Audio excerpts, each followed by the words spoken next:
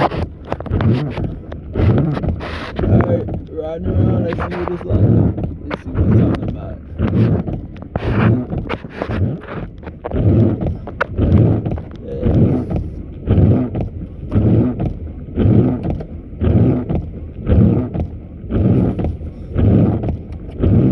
Alright, so this is what I want to talk about. Talk about everything. Let's start with the housing market. Yeah, the housing market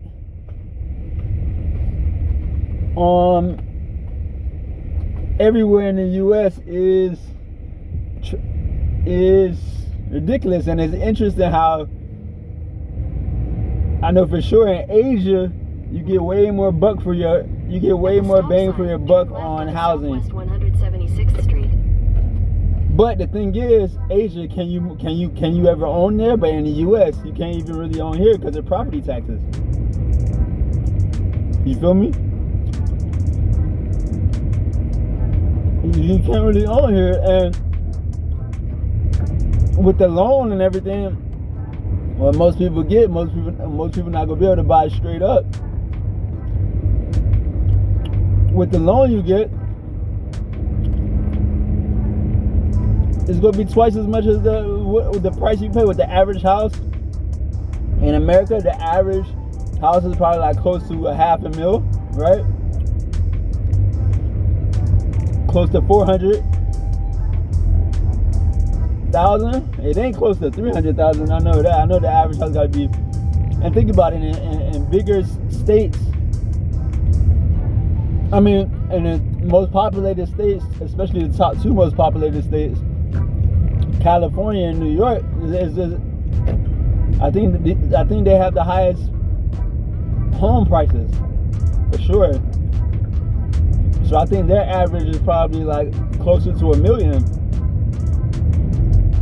If you ever want to own a property in NY, especially an average property, even a bottom of the barrel, a D-type property, maybe it'd probably be closer to 500,000 or $500,000 when the average for other cities besides Cali and New York. I'm trying to think what other states besides Cali and New York got their median house prices closer to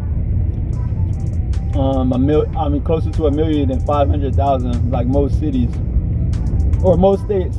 I can't really think of any other states right now besides Cali. Maybe DC, maybe DC, possibly DC. But for sure, DC probably not. But Cali and New York, yeah, for sure. Especially in the main areas of Cali, in New York. You know, the main areas where the big sports teams play, the big basketball NBA teams, the football teams. Anywhere close by the airport. At the stop sign, turn right onto Southwest 168th Street, Richmond Drive. Anywhere close by the big sports arenas. Anywhere close by the beaches, especially in Cali. That's prime property. And look, with Cali, they don't even want to insure Cali. If you ask Google or ask AI, all the AI chat bots, ChatGPT, etc., they'll tell you that Cali is definitely in the top 5, probably top 2 or 3, 4 states where companies don't even want to insure the properties there, because I guess. Maybe they're saying, yeah, Cali is one of the top 5 states for what they say gonna have weather issues in the future. I've heard Florida, yeah, is possibly number 1. That's the thing. But Florida housing prices are nowhere near Cali and New York. I can tell you that right now. Florida housing prices are closer to $500,000, way more than Cali and New York for the average property. Continue for 1 mile.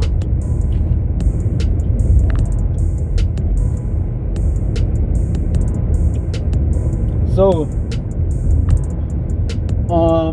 and it's interesting, like when you ride around and just look, you see I would say 90% of houses I see, riding around, that has a car in front of it, or even multiple cars. Only about 10 to 20% probably don't have no car. Now the car can be in the garage. That's a possibility. So maybe half of those are in the garage. But I mean, I guess where else can you put cars? Yeah, you know what I'm saying?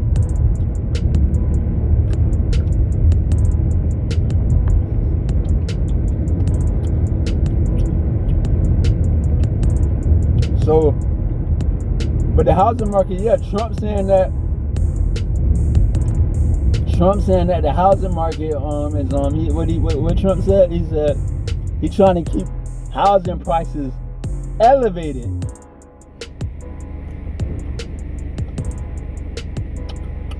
He's trying to keep housing prices elevated.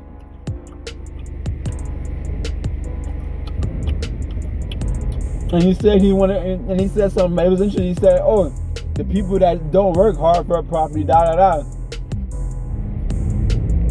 Not knowing that the younger generation got to pay pretty much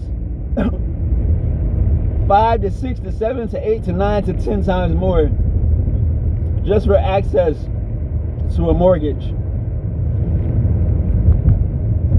or just housing in general, even with rent and not just mortgage.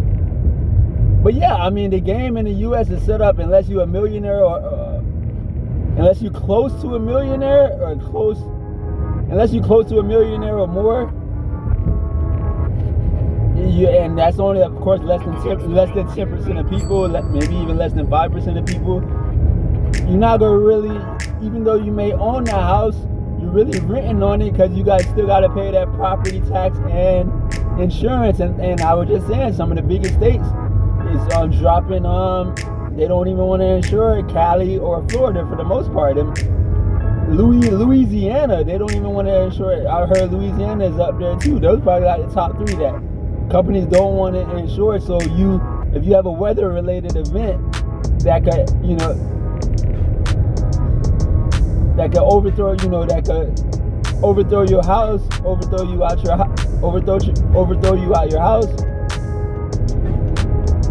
then you gotta didn't they have all those fires in California?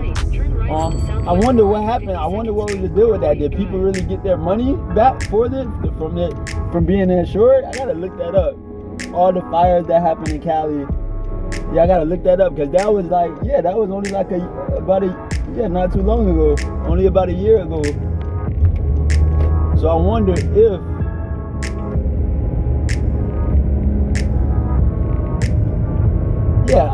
if that is going on, you know what I'm saying? So yeah, I think he's looking at the trees. I wonder what else he's showing. But yeah, the housing market is ridiculous, man. You definitely gotta have alright, 2 people with an average income could barely.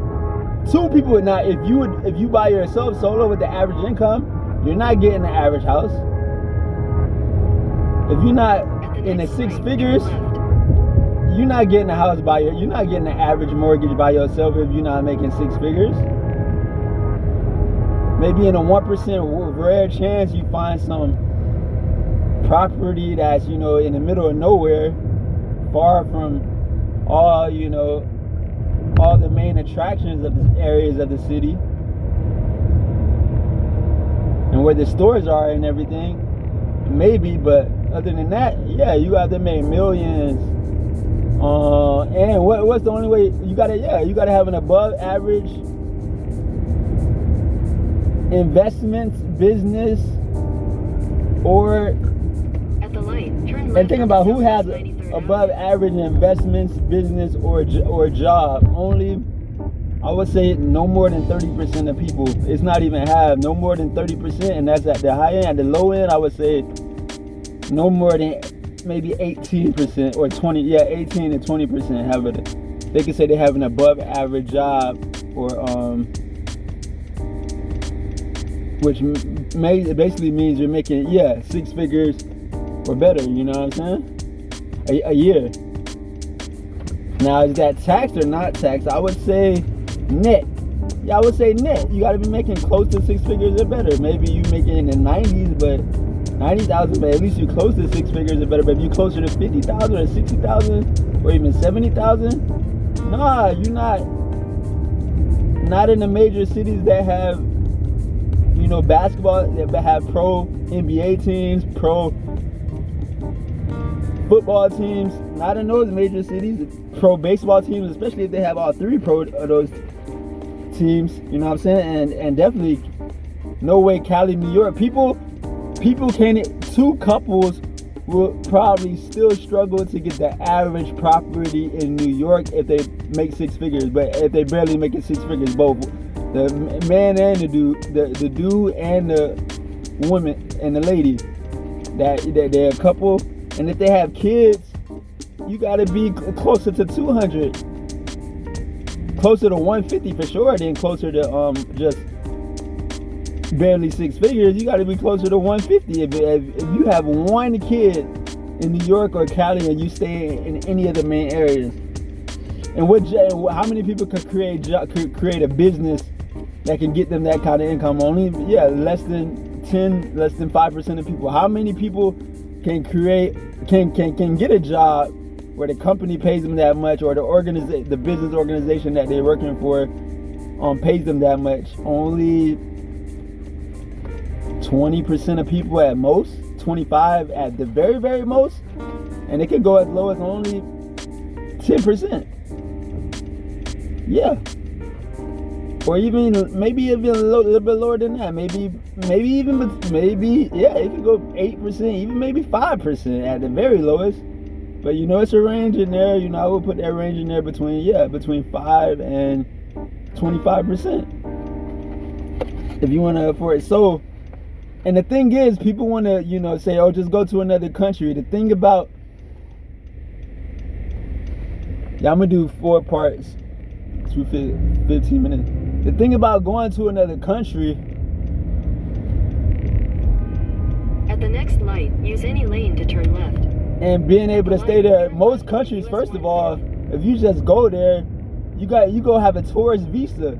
So you have to leave after a few months at the most with just a tourist visa. Now, to get a work visa, what are countries really handing out work visas to Americans that maybe if you could show them you got a pension or residual income, maybe from a business in the U.S., like maybe a rental property, maybe somehow you got some rental properties that cash flow like a mug. Maybe you own a whole apartment complex, which only less than 5% of people probably own an apartment complex where they getting cash flow rent. So you definitely you're facing an uphill battle, and the people in the administration is not making it easier for people to, you know, even get a house. And of course, if no house, kids, you're not getting the fertility rate back above replacement rate. If the average person can't really get a house, if 2 average people, all right, let's look at Kansas. 2 average people, can they get the average property in Kansas? Maybe Kansas probably like 300, 400. 2 people making only 50,000. Can they get the average property? Possibly, but they're still stretching it thin. And if they have a kid, just 1 kid, they're really stretching it thin.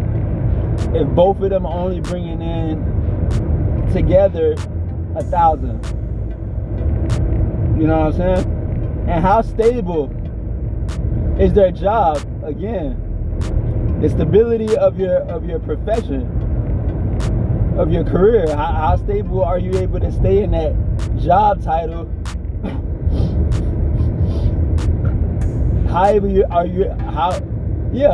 Stay on contract, you know, with that job opportunity. You know what I'm saying? So yeah, this is part one of the real estate talk on just the housing market, especially after, you know, Administration Trump did a speech talking about he trying to keep prices elevated. So we're gonna do a part two in a few minutes. You feel me? Ride around and talk real estate. Let's go.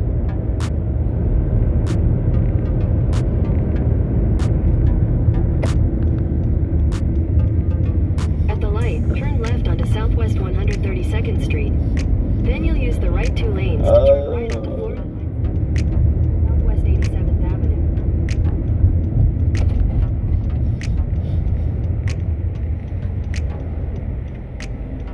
So yeah, that's what it is. Yeah, that's what it is. All right, let's start now.